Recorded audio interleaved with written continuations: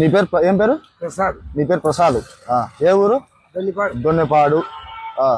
మాది ఏంటంటే కొత్త రకం పింఛను. ఆరోగ్యం బాగాలేకపోయినా పింఛన్ వస్తుంది. సెల్ నెంబర్ గుర్తుంది కదా? సరే, అది రాసుకుంటా. నీకు పిత్తులు ఎక్కువ వచ్చినాయా? పిత్తులు వచ్చాయా? పిత్తులు ఎక్కువ ఉంది. రోజుకి ఎన్నిసార్లు పిత్తుతావు? ఏం మర్చిపోండదు. అంటే డుర్రు అంటావా, తుస్సు అంటావా? డుర్రు అంటావు. డుర్రు.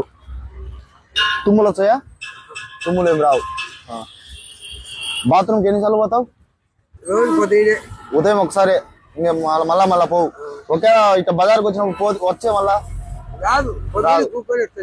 పొద్దున కూకొని వచ్చావు. నువ్వు బాత్రూమ్ పోయేటప్పుడు పిత్తి వస్తుందా? కూకున్నాక ఎట్లా తుస్సు వస్తుందా, బుర్ర వస్తుంది? బుర్ర వస్తుంది. 8,300 పింఛను. అంతా రాసినాము. ఎవరన్నా నీ గవర్నమెంట్ వచ్చి ఇంటికాడ ఎంక్వైరీకి వచ్చే కనుక ఏమంటావు? డుర్రు అంటావు, పుస్సు అంటావా? డుర్రు అంటావు.